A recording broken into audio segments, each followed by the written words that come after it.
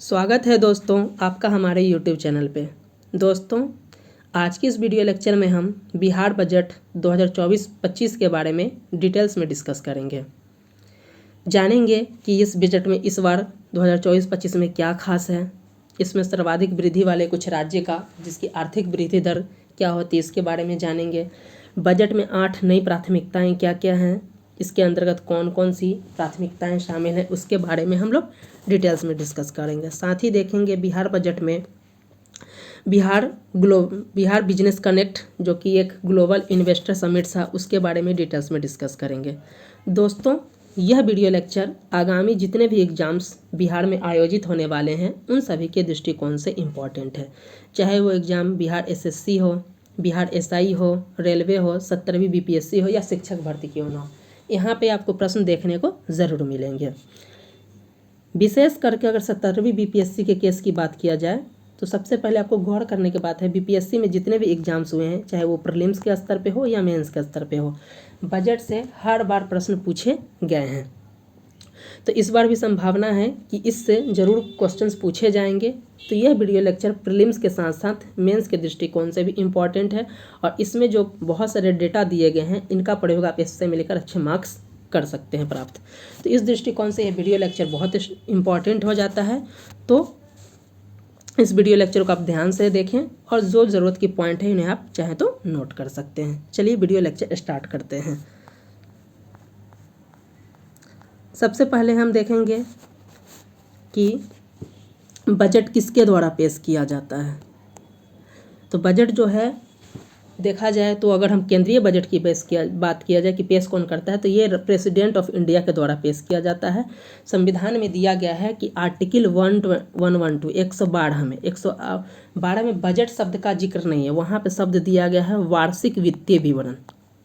तो बजट शब्द कुछ नहीं है हमारे संविधान में, वार्षिक वित्तीय विवरण शब्द दिया गया है और इसमें आर्टिकल 112 में दिया गया है कि वार्षिक वित्तीय विवरण को जो है राष्ट्रपति खुद या अपने अधीनस्थ के माध्यम से इसे पेश करेगा। वहीं राज्य के स्तर पर दिया गया है कि राज्यपाल इन्हें पेश करेंगे।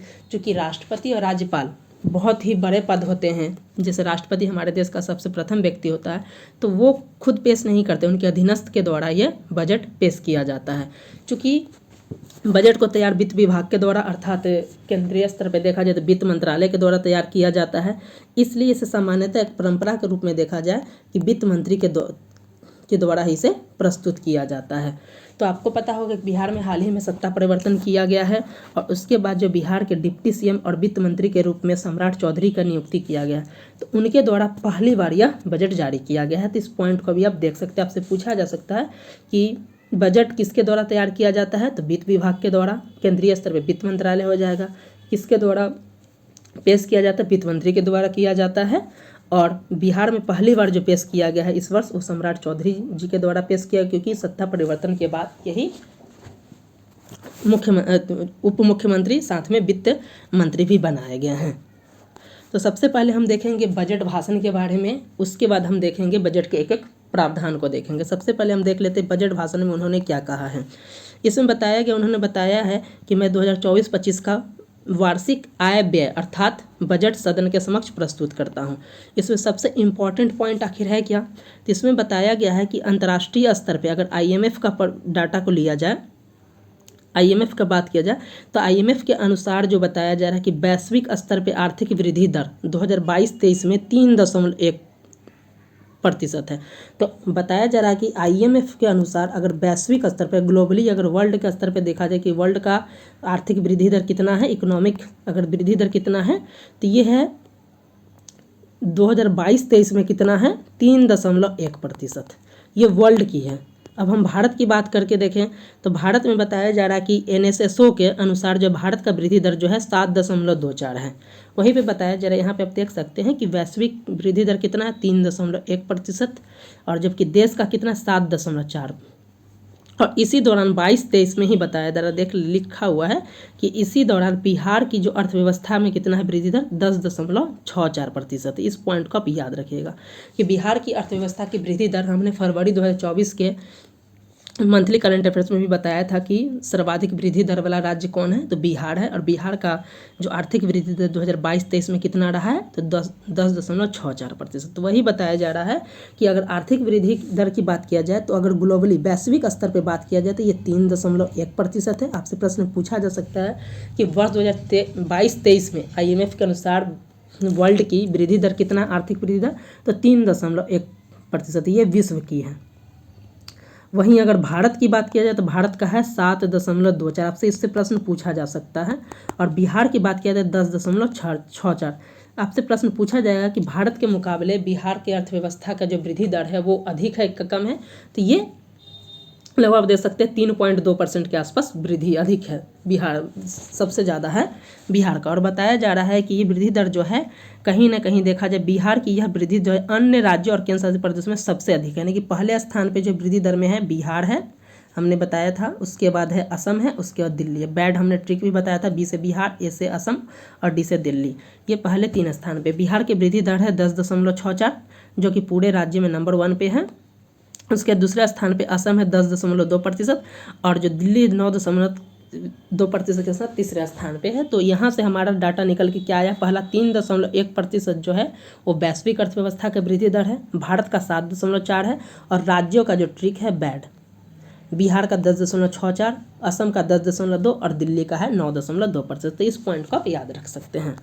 नेक्स्ट इसमें बताया जा रहा है कि यहाँ GSDP यानी सकल घरेलू उत्पाद की बात किया जा रहा है कि बिहार का सकल घरेलू उत्पाद कितना है। ये भी बहुत इंपॉर्टेंट है, एग्जाम में डायरेक्टली पूछा जाता है कि बिहार का जो है सकल घरेलू उत्पाद कितना है। तो यहाँ पे बताया जा रहा है कि वर्तमान मूल्य पे बताया जा रहा है, वर्तमान मूल्य पे, वर्तमान मूल्य का जो आधार वर्ष है ये भी आपको पूछा जा सकता है कि 2011-12 इसका आधार वर्ष है। तो बताया जा रहा है, आधार वर्ष के स्थिर मूल्य पे बताया जा रहा है कि कितना है।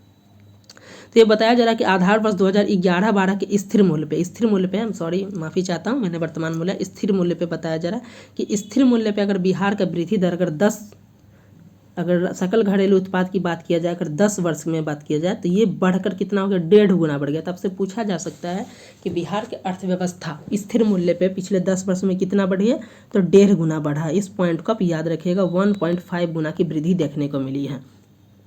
वर्ष 2012-13 में कितना था, 2.57 लाख करोड़, और 2022-23 में बढ़कर कितना हो गया, 4.42 लाख करोड़। ये स्थिर मूल्य पे बिहार का सकल घरेलू उत्पाद।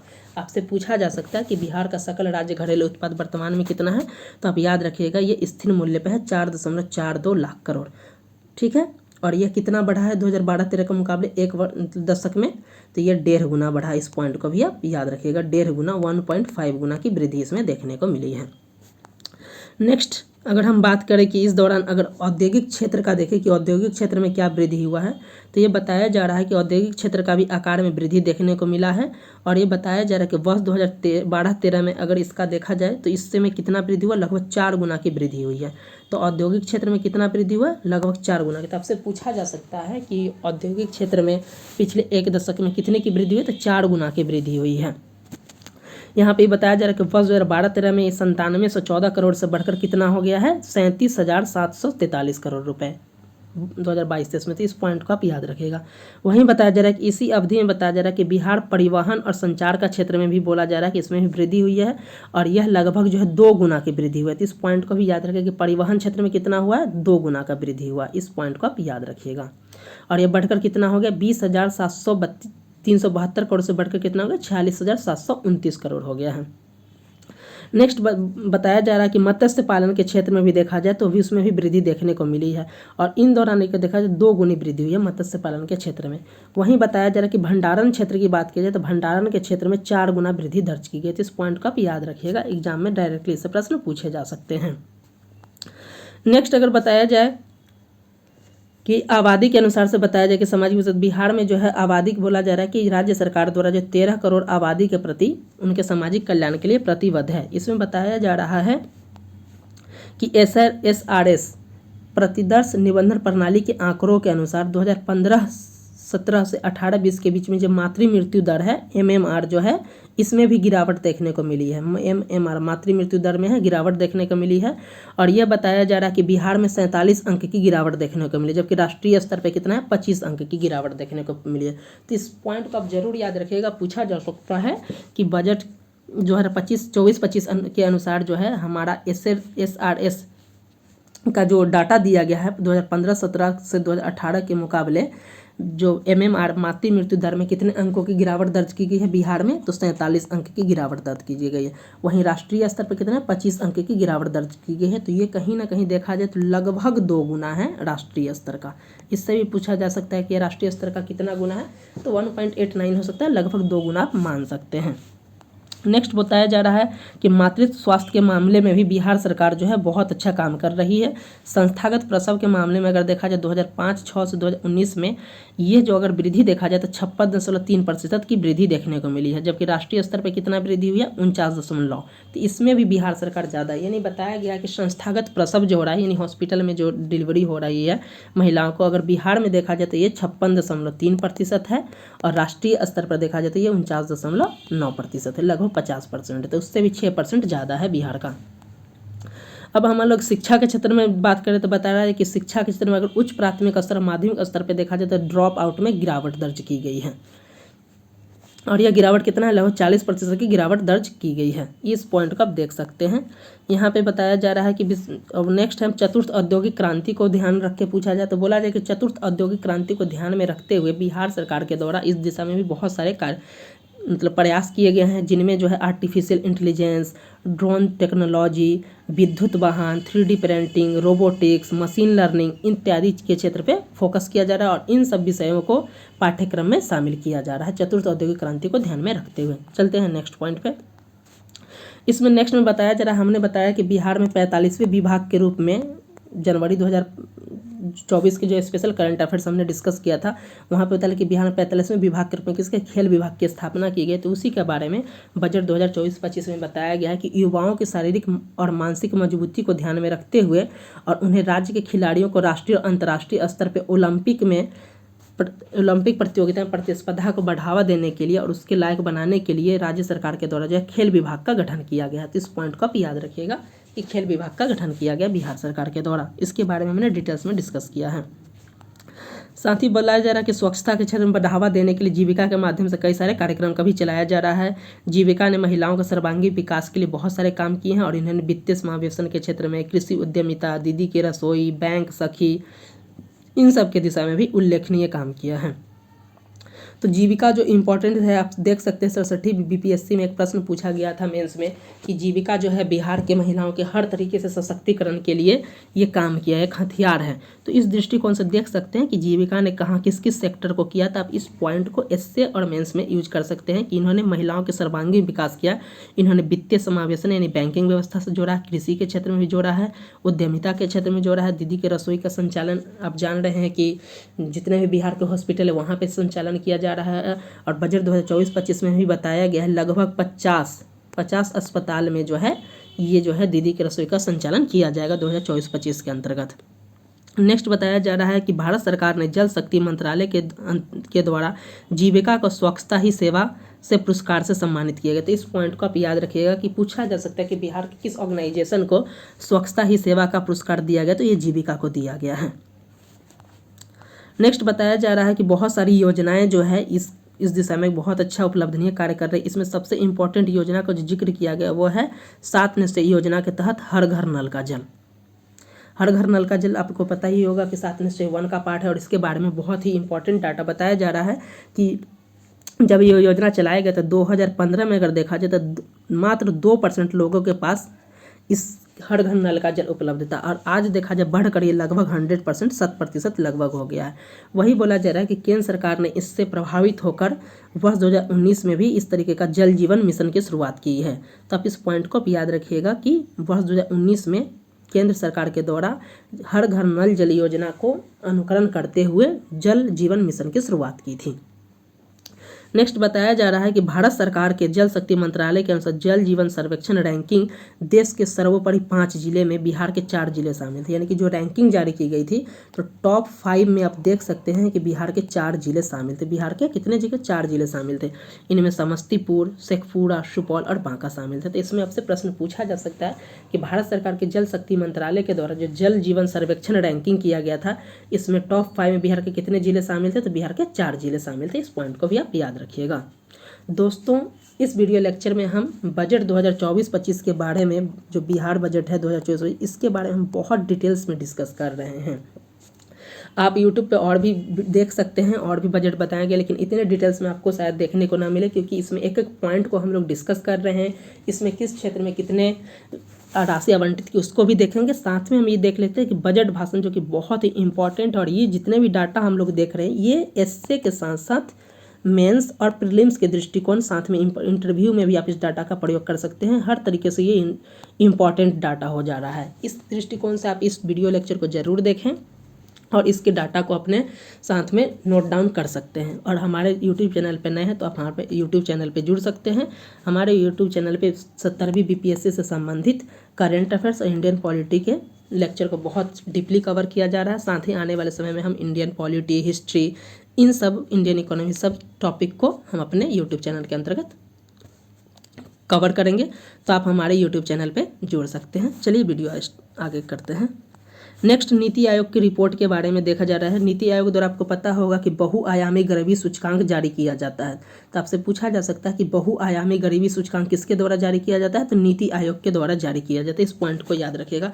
जिसमें बताया जा रहा है कि सबसे पहला अगर संस्करण इसका जारी किया गया था 2015-16 में, तो उस वक्त बिहार का गरीबी सूचकांक कितना था? 51.89%। तो इस पॉइंट को भी आप याद रखिएगा कि जो नीति आयोग का पहला बहुआयामी गरीबी सूचकांक जारी किया गया था, तो उस वक्त बिहार में जो गरीबी दर था कितना था? 51.89%, जिसे 52% भी बोला गया। बीपीएससी इससे प्रश्न भी पूछा था। और उस वक्त बिहार में सबसे ज़्यादा गरीबी थे। तो बताया जा रहा है कि इसका जब सेकंड संस्करण जारी किया गया 2019 से 21 का डाटा, इसमें बताया जा रहा है कि बिहार में जो गरीबी दर घटकर जो है कितना हो गया? 33.79%। तो आपसे बहुत इंपॉर्टेंट से पूछा जा रहा है कि पहले कितना था? 51.89, और आज घटकर हो गया 33.79%। तो आप देख सकते हैं कि कितने अंकों का गिरावट हुआ है। तो लगभग जो आप देख सकते हैं कि 18 अंकों का गिरावट दर्ज किया गया। तो आपसे पूछा जा सकता है कि बिहार में कितने अंकों का गिरावट दर्ज किया है? ये 18.13% की गिरावट दर्ज की गई है। जबकि राष्ट्रीय स्तर पर ये अगर गिरावट की बात किया तो राष्ट्रीय स्तर में मात्र 9.8% की गिरावट दर्ज की गई है। तो आपसे बहुत ही इंपॉर्टेंट डाटा यहाँ पे हम कर रहे हैं। नीति आयोग के बहुआयामी गरीबी सूचकांक 2019 से 21 का डाटा। इसमें क्या बताया जा रहा है कि 19 से 21 के दौरान जो बिहार में गरीबी प्रतिशत कितना घट कर रह गई है? 15-16 के मुकाबले तो 52% था। आज ये घटकर कितना हो गया? 33.79% हो गया है। और इस दौरान कितने गरीबी में गिरावट आई? तो 18.3% की गिरावट बिहार में आई है। जबकि राष्ट्रीय स्तर पे कितना आया? 9.89। तो आप देख सकते हैं कि देश के लगभग दोगुने के मुकाबले बिहार में गरीबी के लोगों की संख्या में कमी आई है। और इस दौरान देखा जाए कि कुल कितनी गरीबी में कमी आई है बिहार में? तो लगभग 2.25 करोड़ लोग, लगभग 2.25 करोड़ लोग जो है गरीबी रेखा से बाहर हैं। तो इस डाटा को आप हर जगह प्रयोग कर सकते हैं। प्रीलिम्स में भी डायरेक्टली इससे प्रश्न देखने को मिल सकते हैं। नेक्स्ट बताया जा रहा है कि देश में पहली बार, आप यहाँ पे देख सकते हैं, देश में पहली बार जाति आधारित जनगणना का सर्वेक्षण किया गया है। दोस्तों, जाति आधारित जनगणना 2023 के बारे में हमने डिटेल्स में अपने यूट्यूब चैनल पे डिस्कस किया। साथ में 75% आरक्षण जो दिया गया है बिहार में, 65% प्लस 10% EWS के लिए, इसके बारे में हमने डिटेल्स में डिस्कस किया। आप चाहे तो उस वीडियो लेक्चर के बारे में डिटेल्स में डिस्कस देख सकते हैं हमारे यूट्यूब चैनल पर। तो यहाँ पर बताया जा रहा है कि देश में पहली बार जाति आधारित जनगणना बिहार में किया गया है वर्ष 2022-23 के दौरान। और इसके दौरान जो डाटा प्राप्त किया गया है उसके अनुसार बताया जा रहा है कि उस डाटा का प्रयोग करते हुए हमारे देश में लगभग जो है बिहार सरकार के द्वारा 75% आरक्षण की व्यवस्था की गई है जाति आधारित जनगणना का प्रयोग करते हुए। और इस 75% आरक्षण में आप देख सकते हैं सामान्य के लिए जो नॉर्मल हो जाता है, अगर 10% जो है आरक्षण दिया गया है EWS को दिया गया है, और अन्य जो है BC, EBC, SC, ST इन सब को मिला के मात्र 65% आरक्षण दिया। तो उसी के बारे में यहाँ पे बताया जा रहा है कि देख सकते हैं कि 65% आरक्षण में जो दिया गया अनुसूचित जाति जो SC हैं उन्हें 20% दिया गया है आरक्षण। एसटी को 2% दिया गया है। उसके बाद जो है ईबीसी को दिया गया है 25% और बीसी को दिया गया है 18%। इस डाटा को आप याद रखिएगा, ये बहुत ही इंपॉर्टेंट डाटा है। हम फिर से बता दें 75% आरक्षण में की बात ही अगर पूछा जाए कि 75% आरक्षण में सबसे ज़्यादा आरक्षण किसको दिया गया है, तो ईबीसी को दिया गया है 25%। ये पॉइंट को याद रखिएगा। बीसी को दिया गया है 18%, एससी को दिया गया है 20% और एसटी को दिया गया है 2%। और 10% अलग से जो था वो 10% ईडब्ल्यूएस कैटेगरी के लिए अलग है। तो इस आधार पे 65 + 10 कितना हो जाता है, 75% आरक्षण की व्यवस्था हो जाती है। नेक्स्ट इसमें बताया जा रहा है चतुर्थ कृषि रोड मैप के बारे में भी बात किया गया है। चतुर्थ कृषि रोड मैप के बारे में आपको पता है कि वर्ष 2023 से 2028 के लिए ये लागू किया गया है। और बताया जा रहा है कि इस दौरान जो है कुल 1,62 लाख करोड़ रुपए इस पर खर्च किए जाएंगे। तब से पूछा जाएगा चतुर्थ कृषि रोड मैप का कार्यकाल कितना है, तो 2023 से 2028 के मध्य, और इस दौरान कुल 1,62 लाख करोड़ रुपए खर्च करने का लक्ष्य रखा गया है। और बताया जा रहा है कि कृषि क्षेत्र में खाद्यान्न रिकॉर्ड के लिए भारत सरकार के कृषि एवं कल्याण मंत्रालय के द्वारा बिहार सरकार को एग्रीकल्चर लीडरशिप अवार्ड द्वारा सम्मानित किया गया। तो इस पॉइंट को आप याद रखिएगा कि एग्रीकल्चर लीडरशिप अवार्ड से पूछा जा सकता है कि निम्नलिखित में किस राज्य को सम्मानित किया गया है, तो बिहार को किया गया। तो ये VVI पॉइंट है, इस पॉइंट को याद रखिएगा। नेक्स्ट बताया जा रहा है कि बिहार में बिजनेस को बढ़ावा देने के लिए, उद्यमिता को बढ़ावा देने के लिए ग्लोबल इन्वेस्टर समिट, जिन्हें बिहार बिजनेस कनेक्ट 2023 कहा जा रहा है, का आयोजन किया गया है। और इसके बारे में हमने फरवरी 2024 के मंथली करंट अफेयर्स में डिटेल्स में डिस्कस किया है। इसमें बताया जा रहा है कि देश विदेश के अलावा 600 निवेशकों को इसमें शामिल किया गया है। और लगभग इस दौरान जो है 50,000 से अधिक 50,530 करोड़ रुपए का निवेश समझौता पे हस्ताक्षर किया गया है। नेक्स्ट बताया जा रहा है कि बिहार सरकार द्वारा जो है जाति आधारित जनगणना कराया गया था। उसके बाद जो डाटा प्राप्त हुआ था, तो लगभग 13 लाख लोगों के लिए मतलब कुल 94 लाख परिवारों को जो है 2-2 लाख रुपए का राशि उपलब्ध कराया जाएगा उन्हें लघु उद्यमी योजना को बढ़ावा देने के लिए। इस पॉइंट को आप याद रखिएगा कि बिहार सरकार द्वारा जो है जाति आधारित जनगणना के बाद जो योजना शुरू किया गया था वो था बिहार लघु उद्यमी योजना। इसके तहत 94 लाख परिवारों को 2-2 लाख रुपए की आमदनी प्रदान की जाएगी। आप सभी को पता होगा कि बिहार सरकार द्वारा पर्यटन के क्षेत्र में भी काफ़ी डेवलपमेंट किया जा रहा है। तो इसके लिए बिहार सरकार द्वारा एक नई पर्यटन नीति लागू की गई है, जिसके तहत बताया जा रहा है कि इसमें मुख्यतः श्रीलंका, मलेशिया, थाईलैंड, स्विट्जरलैंड आदि देशों की अर्थव्यवस्था का पर्यटन पर ही फोकस किया गया। तो उसी को आधार में रखते हुए बिहार सरकार में भी कहीं न कहीं अर्थव्यवस्था में पर्यटन को भूमिका बढ़ाने के लिए बिहार सरकार के द्वारा पर्यटन नीति लागू किया गया। और इस नीति के अंतर्गत बताया गया कि 10 करोड़ तक के निवेश, अगर पर्यटन के क्षेत्र में कोई व्यक्ति 10 करोड़ तक का निवेश कर रहा है तो उन्हें 30% की सब्सिडी दी जाएगी। और मैक्सिमम जो है 50 करोड़ रुपये तक का निवेश पर उन्हें 25% का सब्सिडी दिया जाएगा। इसके बारे में बताया जा रहा है कि बिहार सरकार के द्वारा बिहार IT पॉलिसी 2024 को भी लागू किया गया है, जो 5 वर्ष के लिए लागू रहेगा। नेक्स्ट बताया जा रहा है कि बिहार सरकार के द्वारा पर्यावरण के क्षेत्र में भी बढ़ावा देने के लिए, जो कि आप देख सकते हैं आगे हम लोग देखेंगे कि बिहार सरकार के बजट 2024-25 की 8 प्राथमिकता में से एक पर्यावरण संरक्षण भी है, जिसमें 17% लक्ष्य है हरितावरण का। तो उसी पर्यावरण संरक्षण के लिए बिहार सरकार के द्वारा इलेक्ट्रिक व्हीकल पॉलिसी 2023 भी लाया गया है। और आपको पता होगा कि बिहार में इलेक्ट्रिक पॉलिसी तो इलेक्ट्रिक व्हीकल का भी संचालन, इलेक्ट्रिक बस का भी संचालन राज्य में किया जा रहा है। नेक्स्ट बताया जा रहा है कि बिहार जो है लगातार नवीकरणीय ऊर्जा के क्षेत्र में भी काम कर रहा है और सौर ऊर्जा तथा जल विद्युत ऊर्जा के लिए भी काम कर रहा है। वर्ष 2015-16 में नवीकरणीय ऊर्जा के क्षेत्र में अगर बात किया जाए तो बिहार को 13% बिजली का उत्पादन होता था। नवीकरणीय ऊर्जा क्षेत्र में मात्र 13% हिस्सेदारी थी, जो कि 2024-25 में बढ़कर कितना हो गया 35% करने का लक्ष्य। तो इस पॉइंट को आप याद रख सकते हैं, एग्जाम में पूछा जा सकता है कि बिहार में नवीकरणीय ऊर्जा स्रोत को 2024-25 तक कितना % करने का लक्ष्य है, 35% करने का लक्ष्य। इस पॉइंट को आप याद रख सकते हैं। नेक्स्ट यहाँ पे बताया जा रहा है कि बिहार में स्मार्ट प्रीपेड मीटर जो इंस्टॉलेशन हुआ है, इसको अमेरिका की टीम द्वारा भी कहीं ना कहीं इसके बारे में सराहना किया गया है। नेक्स्ट हम देख लेते हैं। तो दोस्तों अब तक यहाँ पे हमने जो भी डिस्कस किया ये था हमारा बिहार सरकार के जो वित्त मंत्री के द्वारा बजट की जो भाषण दिया गया था उनके विषय में था। ऐसे तो बहुत डिटेल्स में, लेकिन हमने बहुत ही कम शब्दों में बहुत चीज़ों को डिस्कस किया। अब हम बजट के मेन प्रावधान को देख लेते हैं। बजट के मुख्य आकर्षण, बजट 2024-25 के मुख्य हाईलाइट्स किस विभाग को कितनी राशि दी गई है, कितनी प्राथमिकता, इन सब के बारे में डिटेल्स में डिस्कस कर लेते हैं। यहाँ पे आप देख सकते हैं कि वित्त विभाग के द्वारा तैयारी किया गया और वित्त मंत्री के द्वारा जारी किया गया है। इस बजट को पहली बार बिहार सरकार के वित्त मंत्री सम्राट चौधरी जी के द्वारा जारी किया गया, इसलिए इसे सम्राट बजट का भी नाम दिया गया है। नेक्स्ट यहाँ पे देख सकते हैं कि बिहार सरकार के द्वारा इस बार जो कुल बजट पेश किया गया 2,78,726 करोड़ रुपए का, जो कि पूर्व से 6% ज़्यादा है। इसमें बताया जा रहा है कि इसमें युवा हुनर हाथ सरकार का साथ पे फोकस किया गया है। महिलाओं को शिक्षित बने, स्वराज का नारा दिया गया। किसान हर खेत तक पानी पहुंचेगा, इसके बारे में बताया गया। और उद्यमी योजना के बारे में हमने डिटेल्स में डिस्कस किया फरवरी में कि उद्यमी योजनाएं जो है वो जारी रहेंगी, बस उनकी राशि आधा कर दिया गया है। अर्थात जो इससे पहले उद्यमी योजना के लिए 1350 करोड़ रुपए की राशि दिया जाता था, उसे घटाकर जो कितना कर दिया गया 660 करोड़ रुपए, और उद्यमी योजना जो है उनका संचालन होता रहेगा।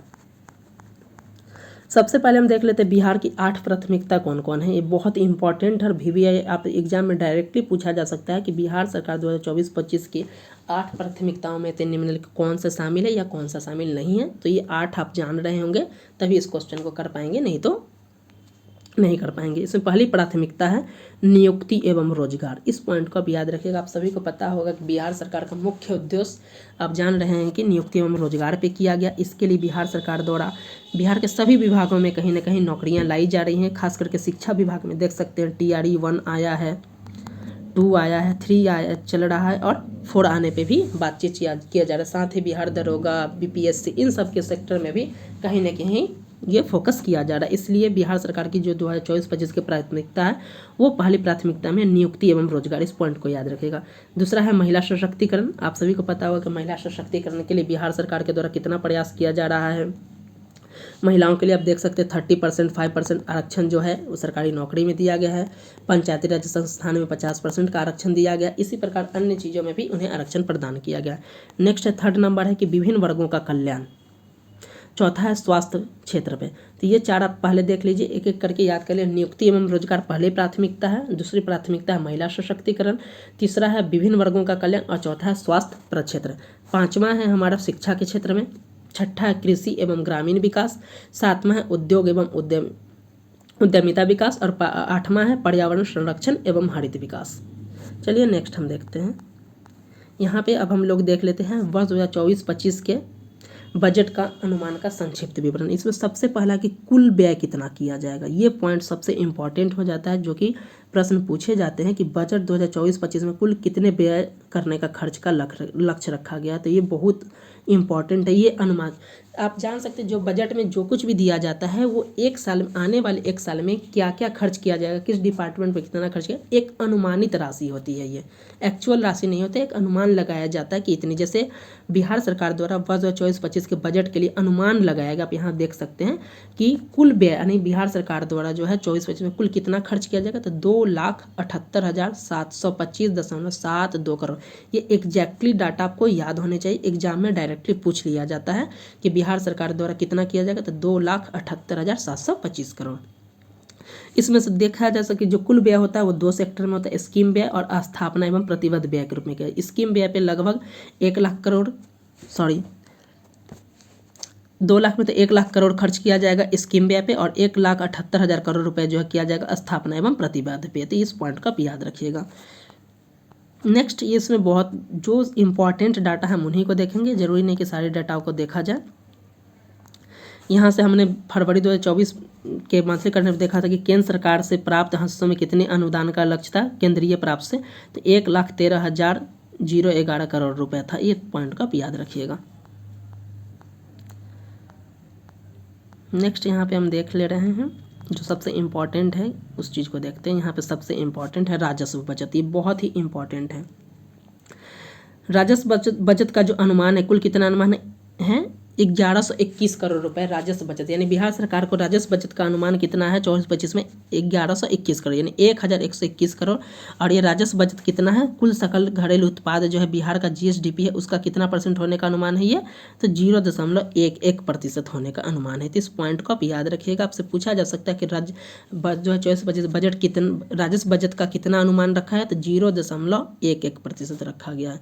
नेक्स्ट हम देख लेते हैं राजकोषीय घाटा का। ये बहुत ही VVI और इसमें एग्जाम से प्रश्न पूछे जाते हैं कि बिहार सरकार द्वारा जो 24-25 में ये अनुमान है राजस्व घाटा कितना रहने का अनुमान है, तो ये है 29,095 करोड़ रुपए, जो कि अगर हम लोग परसेंटेज में बात करें तो जीएसडीपी का 2.98%। ये बहुत ही VVI पॉइंट आप इसे जरूर याद रखेंगे, कितना है 2.98% ये बजट जीएसडीपी का। तो राजकोषीय घाटा कितना है, तो 2.98% है। ये पॉइंट को आप याद रखिएगा। नेक्स्ट इसमें बताया जा रहा है कि बिहार सरकार जो कुल बजट कितना खर्च किया जाएगा, 2,78,725 करोड़। अगर ये 2023-24 के अगर बजट से देखा जाए तो कितना अधिक है, तो ये है 2,61,885 करोड़, ये 2023-24 का था। तो इस दौरान देखा जाए कितना अधिक है, तो ये प्रीवियस ईयर से कितना है 16,840 करोड़ रुपए। यहाँ पे आप देख सकते हैं कि वर्ष 2023-24 में कुल कितना अनुमान लगाया गया था खर्च का, 2,61,885 करोड़ रुपए। और वर्ष 2024-25 में कितना किया गया, 2,78,725 करोड़। अगर हम देखा जाए कि प्रीवियस ईयर से कितना वृद्धि की गई या कमी की गई, तो वृद्धि की गई। कितना वृद्धि की गई, तो लगभग जो है 16,840 करोड़ रुपए की वृद्धि की गई। अगर परसेंटेज में बात किया तो ये 6% की वृद्धि की गई है। आपसे पूछा जा सकता है कि वर्ष 24-25 में बिहार सरकार के द्वारा जब बजट में कितने % की वृद्धि की गई, तो 6% की वृद्धि की गई है। नेक्स्ट यहाँ पे आप देख सकते हैं, इसमें बताया सुशासन के कार्यक्रम 2024 से 25 के तहत जो है यहाँ पे कितने राशि खर्च करने का अनुमान किया गया है, तो ये है हमारा 5,040 करोड़ रुपए। इस पॉइंट को भी आप याद रखिएगा। आपसे पूछा जा सकता है कि सुशासन कार्यक्रम में तो कुल कितने राशि खर्च किया जाएगा, तो 5,040 करोड़ रुपए खर्च किया जाएगा।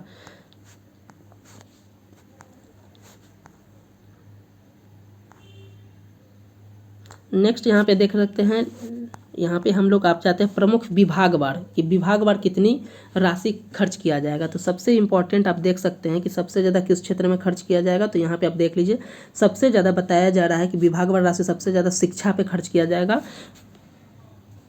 22,200 करोड़ रुपए खर्च किया जाएगा और इसका प्रतिशत कितना है, 22.2% है। दूसरा नंबर पे है ग्रामीण विकास पे खर्च किया जाएगा 13,840 करोड़ रुपए।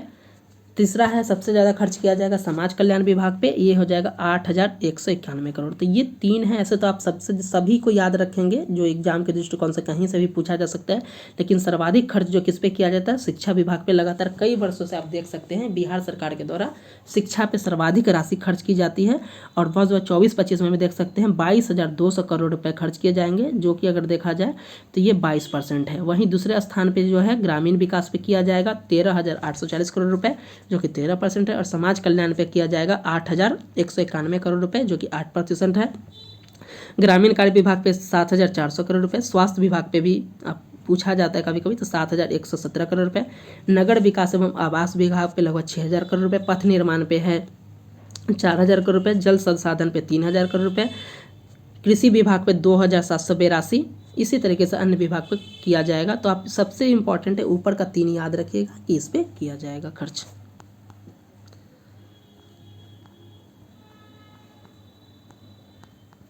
नेक्स्ट हमने राजस्व बजट के बारे में तो पढ़ ही लिया कि बिहार सरकार का 2024-25 में राजस्व बजट रहने का कितना अनुमान है, तो 1121 करोड़ रुपए रहने का अनुमान है। राजकोषीय घाटा के बारे में हमने देखा, राजकोषीय घाटा के बारे में देखा कि वर्ष 2024 में कितना राजकोषीय घाटा रहने का अनुमान है, 2.98%, जो एग्जाम के दृष्टिकोण से बहुत इंपॉर्टेंट है। ये डायरेक्टली प्रश्न में पूछा जाता है कि कितना रहने का अनुमान है। ऋण प्रबंधन की बात किया जाए कि ऋण प्रबंधन कितना रहने का अनुमान है, तो आपसे पूछा जा सकता है कि बिहार के बजट 2024-25 ऋण कितना अनुमान, तो 31.27% रहने का अनुमान है। तो इस पॉइंट को आप याद रखिएगा। नेक्स्ट है राजकोषीय प्रबंधन की बात किया जाए तो ये आप देख सकते हैं बताया जा रहा है कि राजकोषीय प्रबंधन जो बिहार सरकार का जो बजट है 2024-25, इसमें बोला जा रहा है कि राजकोषीय प्रबंधन को राजकोषीय घाटा को 3% से अंदर में रखना है। बिहार सरकार ने इसका लक्ष्य रखा है 2.98%, तो वो उसकी सीमा के अंतर्गत है। नेक्स्ट है, आप यहाँ पे देख सकते हैं जो इम्पोर्टेंट है शिक्षा विभाग के बारे में। हमने देखा कि शिक्षा विभाग पर कुल कितना राशि खर्च किया जाए, तो 52,639 करोड़ रुपये खर्च किया जाएगा। स्वास्थ्य विभाग पर कुल कितना खर्च किया जाएगा, तो 14,932 करोड़ रुपये खर्च किया जाएगा। सड़क के क्षेत्र में इसी तरीके से आप देख सकते हैं विभिन्न क्षेत्र में कितनी राशि खर्च किए जाएंगे। ये इंपॉर्टेंट उतना नहीं है, इंपॉर्टेंट बहुत ज़्यादा लेकिन इतना याद नहीं हो पाएगा। जो इंपॉर्टेंट है उसको मैंने बता दिया, आपको सिर्फ उतना ही पॉइंट को याद रखना है।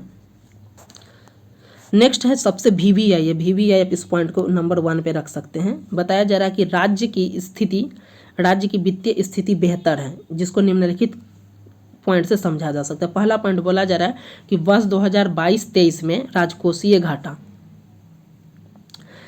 जो हमारा सकल घरेलू उपज राज्य GSDP है 7,51,396 करोड़ का 5.79% रही। ये पॉइंट आपको बहुत इंपॉर्टेंट है, इस पॉइंट को भी याद रखिएगा, आपसे पूछा जा सकता है। देखिए बजट 2024-25 में राजकोषीय घाटा रहने का अनुमान कितना है, 2.98%।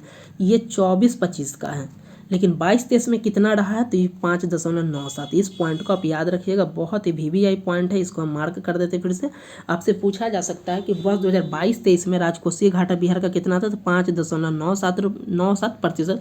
और ये जो करंट मूल्य पे जो डाटा थी हमारा राजकोषीय घाटा था बिहार सरकार का 7,51,396 करोड़, इसका ये 5.97%। इस पॉइंट को हम बार बार इसलिए रिपीट कर रहे हैं कि यहाँ से डायरेक्टली प्रश्न पूछे गए हैं BPSC में, तो इस पॉइंट को आप याद रखिएगा कि वर्ष 2022-23 में जो राजकोषीय घाटा कितना है, 5.97%। नेक्स्ट हम लोक ऋण की बात किया जाए कि लोक ऋण कितना है, तो ये लोक ऋण जो कितना रहने का अनुमान है, 32.32%। इस पॉइंट को भी याद रखिएगा कि वर्ष 2022-23 में लोक ऋण कितना था बिहार का, तो 32.32%। इस पॉइंट को भी आप याद रखिएगा। तो पहला पॉइंट याद रखना है, दूसरा पॉइंट भी याद रखना है। तीसरा में बता रहा है कि ब्याज भुगतान का कुल राजस्व प्राप्ति का कितना रहा है, 8.79%। नेक्स्ट यहाँ पे हमने जो लोक ऋण देखा, तो लोक ऋण बताया कि 15वें वित्त आयोग का लक्ष्य है कि 48% के अंदर रखने का लक्ष्य है। बिहार सरकार का लक्ष्य जो था उसके अंदर था, इसलिए भी इम्पोर्टेंट हो जाता है। नेक्स्ट यहाँ पे बहुत सारा डाटा है, उस डाटा के बारे में उतना जानने की आवश्यकता नहीं है, जो ज़रूरी था हमने उसके बारे में डिटेल्स में डिस्कस कर लिया। नेक्स्ट यहाँ पे बताया जा रहा है कि बिहार का संक्षिप्त परिचय, कुछ डाटा है उस चीज़ को हमने यहाँ पे देख ले रहे हैं कि जो इम्पोर्टेंट है उस चीज़ को हम देख ले रहे हैं। यहाँ पे वही सबसे पहले बताया जो कि ऑलरेडी हम लोग ऊपर देख रहे हैं, बिहार की आर्थिक वृद्धि दर कितनी है, 10.64% रही है। और जो केंद्र स्तर पर कितना था, 7.24 रुपये। अगर इस 24% अगर देखा जाए कि पूरे राज्य की स्थिति में क्या है, पूरे देश की स्थिति में, तो बैड है। मतलब बिहार पहले स्थान पर, दूसरे स्थान पर असम है, तीसरे स्थान पर दिल्ली है। यहाँ से पॉइंट को आप याद रखें। बिहार की अर्थव्यवस्था का अगर देखा जाए कि बिहार का GSDP की बात की जाए, तो वर्ष 2012-13 में अगर स्थिर मूल्य पे बात किया जाए, तो 2012-13 में कितना था, 2.7 लाख करोड़ रुपए था, जो कि 1.7 गुना बढ़कर कितना हो गया, 4.4 लाख करोड़ रुपए। तो ये आपसे पूछा जाए कितना % की वृद्धि हुआ है, तो 1.7 गुना बढ़ गया और कितना हो गया, 4.42 लाख करोड़ रुपए की वृद्धि बढ़कर हो गई है। वहीं बताया जा रहा है कि राज्य के वर्तमान में अगर तो स्थिर मूल्य पे था, अब पूछा जा रहा है कि वर्तमान मूल्य पर कितनी वृद्धि देखने को मिली है, तो ये 2.7% की वृद्धि देखने को मिली है। तो इस पॉइंट को आप याद रखिएगा, बिहार की अर्थव्यवस्था का जो आर्थिक वृद्धि दर, इस पॉइंट में बहुत इंपॉर्टेंट है। आर्थिक वृद्धि दर कितना है, 10.64%। इस पॉइंट को भी याद रखिएगा। वहीं अगर बोला जाए कि इस अर्थव्यवस्था का अगर GSDP की बात किया जाए, GSDP आर्थिक मूल्य पर कितना है और तब स्थिर मूल्य पे 1.7% की वृद्धि देखने को मिली है, और जो है हमारा वर्तमान मूल्य पे 2.7% की वृद्धि देखने को मिली है। और जो स्थिर मूल्य पे बढ़कर कितना हो गया, 4.4 लाख करोड़। वहीं पे है जो ये करेंट मूल्य पे बढ़कर जो बिहार का GSDP कितना हो गया, 7.5 लाख करोड़। तो आपसे पूछा जा सकता है कि स्थिर मूल्य पे बिहार का GSDP कितना है, तो 4.42 लाख करोड़ रुपए है, और स्थिर मूल्य पे 7.5 लाख करोड़ रुपए है। नेक्स्ट यहाँ पे आप देख सकते हैं, इसी के बारे में बताया गया है कि GSDP कितना है। तो वर्ष 2022 से वास्तविक, ये अनुमानित है, इस चीज़ को नहीं, हमें वास्तविक ये किस मूल्य पे बताया जा रहा है, तो ये बताया जा रहा है यहाँ पे देखिएगा वर्तमान मूल्य पे जो 2022-23 का डाटा है, बिहार का सकल घरेलू उत्पाद कितना है, 7,51,396 करोड़ रुपए। इस पॉइंट को आप याद रखिएगा, ये डाटा एग्जैक्टली एग्जाम में आपसे पूछे जा सकते हैं। ये कितना है कि बिहार का जो जीएसडीपी कितना है 7,51,396 करोड़ रुपए। ये वर्तमान मूल्य पे, इस पॉइंट को भी आप याद रखिएगा, ये डायरेक्टली आपसे पूछा जा सकता है। और 2024-25 तक कितना अनुमान होने का लक्ष्य है? 9,76,514 करोड़ रुपए। तो ये अनुमानित है, लेकिन वास्तविक कितना है? 7,51,396 करोड़ रुपए। नेक्स्ट राजकोषीय घाटा की बात किया जाए, जिसके बारे में हमने डिटेल्स में डिस्कस किया। राजकोषीय घाटा जो है 2022-23 में कितना है? 5.97 करोड़ रुपए। इस पॉइंट को आप याद रखिएगा, एग्जाम्स में पूछे जाते हैं, कई बार बीपीएससी के द्वारा ये प्रश्न पूछा गया है कि बिहार का राजकोषीय घाटा कितना है, तो वास्तव में इतना है। 2022-23 में कितना है? 5.97। वर्ष 2023-24 के लिए भी अनुमान है 2.98%, और 24-25 में भी अनुमान है 2.98। ये अनुमान किया जाता है, लेकिन एक्चुअल में वास्तव में कितना आया है? तो 5.97। 2022-23 के लिए आपसे एग्जाम में यही पूछे जा सकते हैं, तो इस पॉइंट को आप याद रखिएगा। नेक्स्ट, अगर हम राजस्व अधिशेष की बात किया जाए, तो राजस्व अधिशेष की बात करने में अगर देखा जाए तो 2022-23 में जो वास्तव में है तो ये नेगेटिव में चला गया। 11,288 करोड़ रुपए का घाटा हुआ है, जो कि बजट 2023-24 में अनुमान है 4,479 करोड़ रुपए। ये अनुमान किया गया है कि प्लस में आएगा, लेकिन वास्तव में 2022-23 में राजस्व अधिशेष कितना? तो नेगेटिव में चला गया है। नेक्स्ट है ब्याज भुगतान में कुल राजस्व प्राप्ति का हिस्सा कितना है? तो ये है 8.79%। हमने इसके बारे में डिटेल्स में भी डिस्कस किया था कि ब्याज भुगतान का कुल राजस्व प्राप्ति में कितना हिस्सा है, तो बस 2022-23 में वास्तव में कितना? 8.79%। ये भी एग्जैक्टली और बहुत ही इंपॉर्टेंट डाटा है एग्जाम के दृष्टिकोण से। नेक्स्ट यहाँ पे आप देख सकते हैं कुल प्राप्ति की प्रवृत्ति, आप देख सकते हैं कि कितना प्राप्ति हुआ है। तो यह है वर्ष 2022-23 में 2,21,013। ये सब इम्पॉर्टेंट उतना नहीं, जो इम्पॉर्टेंट है हम उसे जरूर बता देंगे।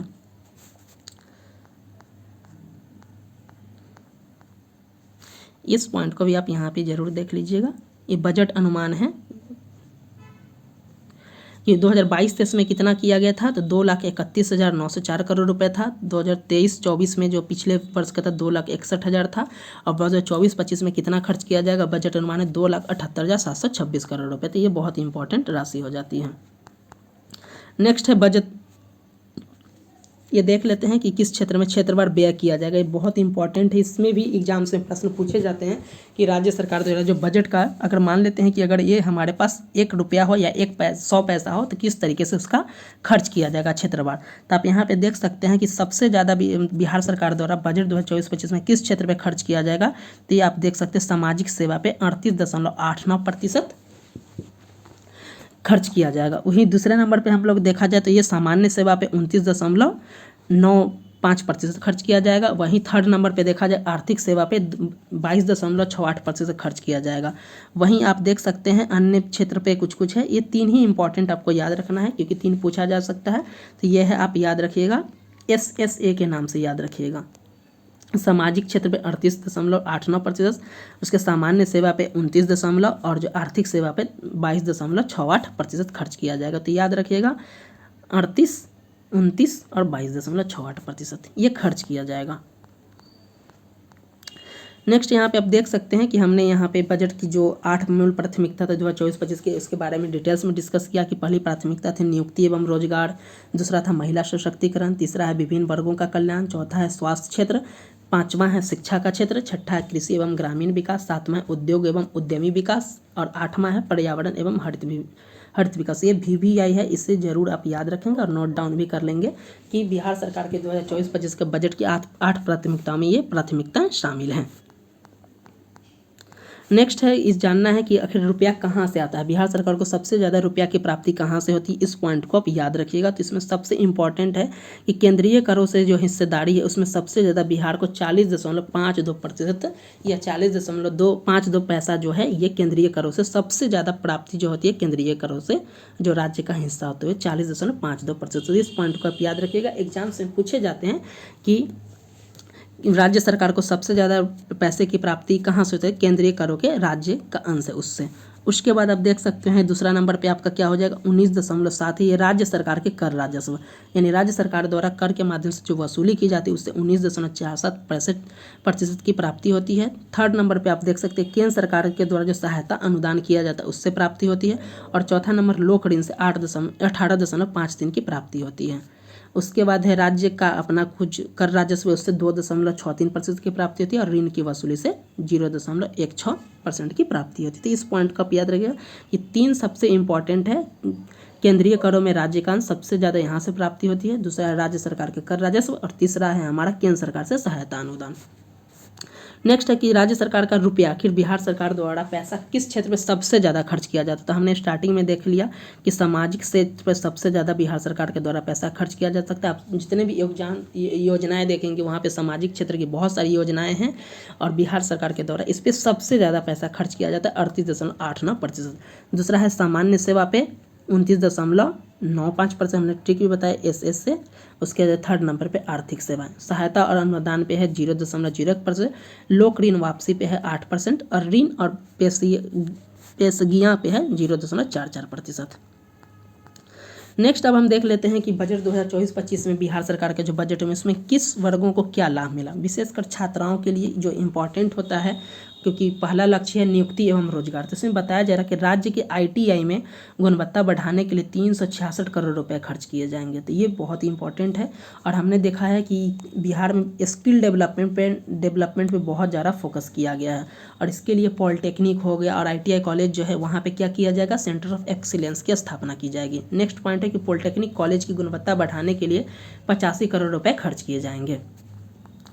नेक्स्ट बताया जा रहा है कि बिहार स्टूडेंट क्रेडिट कार्ड में 7,000 करोड़ रुपए का प्रावधान। आप जानते हैं कि बिहार स्टूडेंट क्रेडिट कार्ड के माध्यम से लोगों को आगे पढ़ने के लिए पैसा की उपलब्धता बिहार सरकार के द्वारा कराई जाती है। तो इसके लिए कुल जो है 7,000 करोड़ रुपए का प्रावधान किया गया है। नेक्स्ट है लड़कियों को हायर एजुकेशन पढ़ाई में प्रोत्साहन के लिए लगभग 6,000 करोड़ रुपये इस पर खर्च किए जाएंगे। नेक्स्ट है कि 35,000 लड़कियों को प्रशिक्षित कर उन्हें नौकरी या रोजगार देने का लक्ष्य किया गया, यानी कि उन्हें ट्रेनिंग दिया जाएगा और उन्हें रोजगार दिया जाएगा।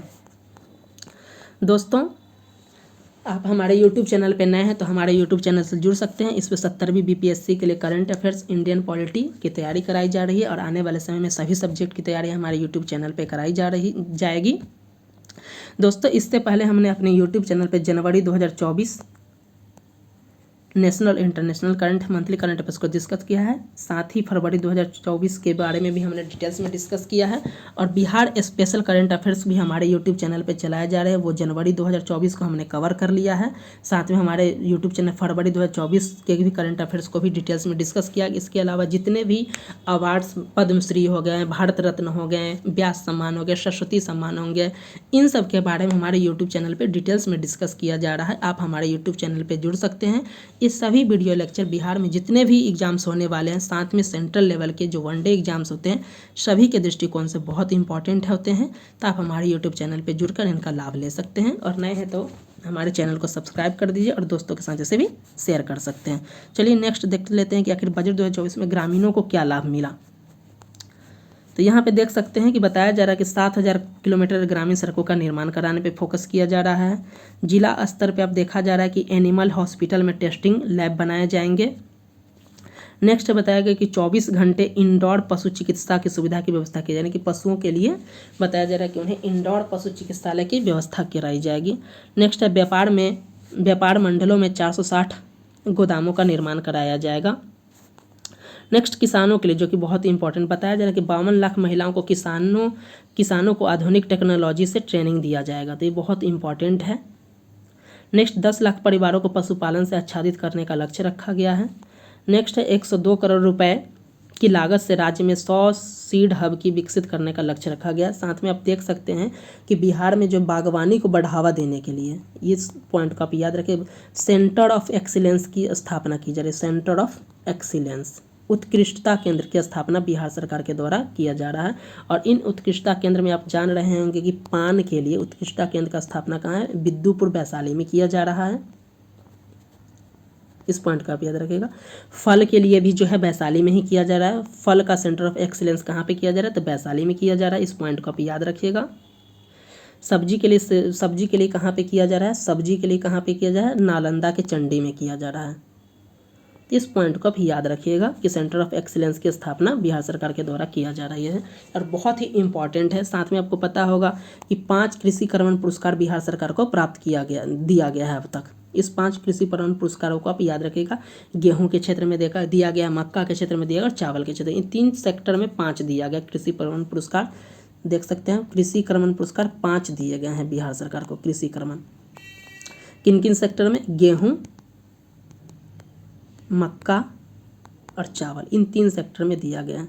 साथ में बिहार के कई कृषि उत्पाद को जीआई टैग दिया है, जिसमें हाल ही में आप देख रहे होंगे मरचा धान को, मरचा चावल को जो जीआई टैग दिया गया है, मिथिला मखाना को दिया गया है। तो ये सब बहुत इंपॉर्टेंट हो जाता है। ये एक्स्ट्रा फैक्ट्स है जो हमारे माध्यम से आपको प्रोवाइड कराया जाए, जो एग्जाम के दृष्टिकोण से बहुत ही इंपॉर्टेंट हो जाता है। स्पेशली बीपीएससी के लिए आपको और कहीं सोचना नहीं, आप हमारे यूट्यूब चैनल पर जुड़ के इसका लाभ उठा सकते हैं। नेक्स्ट है यहाँ पे कि 102 करोड़ रुपए की लागत से राज्य में 100 सीड हब विकसित करने का लक्ष्य रखा गया है। सेकेंडरी कृषि से संबंधित रिसर्च सेंटर की स्थापना की जाएगी। 21 बाजार समिति सेंटर को मॉडल बनाया जाएगा। यहाँ पे हमने देख लिया पान, हमने स्टार्टिंग में देख लिया कि पान के लिए ये बिद्दुपुर होगा, जो कि वैशाली में है, बिद्दुपुर है वैशाली। यहाँ पे पान के लिए सेंटर ऑफ एक्सीलेंस की स्थापना किया जा रहा है। ये VVI है, बहुत ही इंपॉर्टेंट है, इस पॉइंट को याद रखिएगा। नेक्स्ट है गया के, ये बहुत इंपॉर्टेंट, गया के बाराचट्टी में भूमि और जल संरक्षण का मॉडल केंद्र खोला जाएगा। ये बहुत ही VVI पॉइंट है। ये दोनों पूछा जा सकता है कि पान के विकास के लिए बिहार के किस जिले में या कहाँ पे सेंटर ऑफ एक्सीलेंस की स्थापना किया जा रहा है। तो बिद्दुपुर आपको याद होना चाहिए, वैशाली जिला से नहीं काम चलेगा, क्योंकि बीपीएससी के द्वारा एक बार फ्लोटिंग पावर जो प्लांट है उसके बारे में पूछा गया था, तो स्पेशली पर्टिकुलर जगह का नाम दिया गया था, जिला का नहीं। तो आपको ये बिद्दुपुर जिला का, वैशाली जिला के अंतर्गत जो बिद्दुपुर है, इस स्थान को भी बारे में आपको जानना होगा कि यहाँ पे पान के विकास के लिए सेंटर ऑफ एक्सीलेंस की स्थापना की जा रही है। और वही गया के बाराचट्टी में भूमि जल और संरक्षण मॉडल का स्थापना किया जाएगा। दोस्तों ये वीडियो लेक्चर थोड़ा लंबा हो गया है, लेकिन इसमें बहुत चीज़ों को कवर अप किया गया है। इसे देखने के बाद अब निश्चित आप रहिए कि जो भी प्रश्न आएंगे तो इससे 100% आपसे ज़रूर पूछे जाएंगे, इससे बाहर नहीं जाएगा। आप इसे देख सकते हैं, प्रीवियस क्वेश्चन को भी देख सकते हैं कि ये सारे इर्द गिर्द इन्हीं से प्रश्न पूछे जाते हैं। उन्हीं को ध्यान में रखते हुए इस वीडियो लेक्चर को तैयार किया गया। अब देखा जा रहा है कि महिलाओं के लिए क्या दिया गया, तो महिलाओं की उद्यमिता को बढ़ाने के लिए 250 करोड़ रुपए खर्च किया जाएगा। स्टार्टिंग में ही हमने देखा कि बताया गया है कि उद्यमिता को बढ़ावा देने के लिए 4 योजनाएं जो चल रही है, जैसे मुख्यमंत्री युवा उद्यमी योजना, मुख्यमंत्री अनुसूचित जाति अनुसूचित जनजाति योजना, मुख्यमंत्री अति पिछड़ा वर्ग योजना, इन सब पे जो बजट पिछले साल था 1350 करोड़ रुपए, इसको आधा कर दिया गया, हाफ कर दिया गया, और इस बार 660 करोड़ रुपए, लेकिन ये योजनाएं जारी रहेंगी। नेक्स्ट है जीविका कार्यक्रम के तहत 1 लाख नए महिलाओं को स्वयं सहायता समूह से जोड़ा जाएगा। तो ये बहुत ही इंपॉर्टेंट पॉइंट है, मेंस एसएम इसका यूज कर सकते हैं। बताया जा रहा है कि शहरी क्षेत्रों में 20 लाख नए परिवारों को स्वयं सहायता समूह से जोड़ा जाएगा। पहले ये जीविका समूह ग्रामीण क्षेत्र में था, अब शहरी क्षेत्रों में भी इसका डेवलपमेंट किया जा रहा है। नेक्स्ट है कि महिलाओं ने विभिन्न बैंकों से 10,000 करोड़ रुपए ऋण देने का लक्ष्य भी रखा है, इसके माध्यम से, जीविका के माध्यम से। जीविका दीदियों द्वारा लगभग 2000 नए ग्राहक सेवा केंद्र खोलने का भी लक्ष्य रखा है। तो देख रहे हैं जीविका दीदी का क्या महत्व हो रहा है, ये बहुत ही इंपॉर्टेंट है। नेक्स्ट पूछा जा रहा है कि 1 करोड़ 4 लाख जीविका दीदियों को बीमा से कवर किया जाएगा। तो ये भी बहुत इंपॉर्टेंट है। नेक्स्ट है कि आखिर युवाओं को इस योजना से क्या लाभ मिला, तो बोला जा रहा है कि 2024-25 में सरकार का लक्ष्य है 2,64,000 से भी ज़्यादा नौकरियां युवाओं को प्रदान किया जाए। मुख्यमंत्री निश्चय स्वयं सहायता भत्ता में 200 करोड़ रुपए का प्रावधान किया गया है।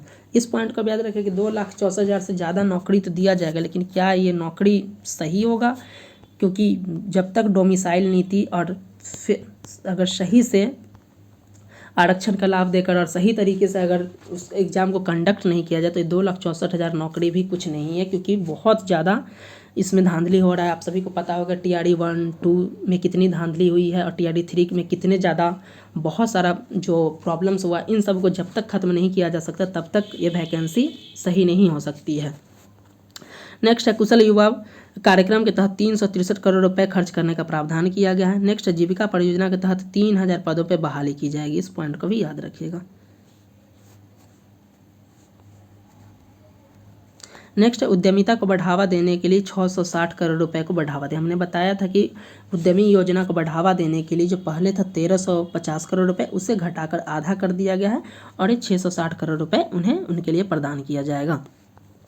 तो दोस्तों इस वीडियो लेक्चर में हमने बजट 2024-25 के बारे में डिटेल्स में डिस्कस किया। आप यूट्यूब चैनल पे चाहे तो देख सकते हैं, कोई कितने भी बहुत सारे बिहार से रिलेटेड बजट बनाए गए हैं, आप उन्हें देख सकते हैं, लेकिन इतना डिटेल्स में कोई भी कवर नहीं किया गया है। तो अब उम्मीद करता हूँ कि आप एक बार इस वीडियो लेक्चर को ज़रूर देखें और जितने भी दोस्त हैं उनके साथ आप शेयर भी करें और आप हमारे यूट्यूब चैनल से जुड़ सकते हैं। हमारा यूट्यूब चैनल नया है, लेकिन हम इस सेक्टर में नए नहीं हैं। इस सेक्टर में हम बहुत पीछे से हम लोग जुड़े हुए हैं, बहुत लंबे समय से जुड़े हुए हैं, तो आप हमारे साथ जुड़ सकते हैं और निश्चिंत रहें कि आपकी तैयारी जो बिहार स्पेशल करंट अफेयर्स हो या फिर सेंट्रल लेवल का करंट अफेयर्स हो, सेक्शनल वीडियो जितने भी हैं, उनसे निश्चित ही प्रश्न आपको देखने को मिलेंगे। तो आप हमारे चैनल पर जुड़ सकते हैं, हमारे वीडियोज़ को देख सकते हैं, आपको पता चलेगा कि कितना डिटेल्स में हर चीज़ को कवर किया जाता है। तो इस वीडियो लेक्चर में बस इतना ही, मिलते हैं नेक्स्ट वीडियो लेक्चर के साथ, तब तक के लिए धन्यवाद।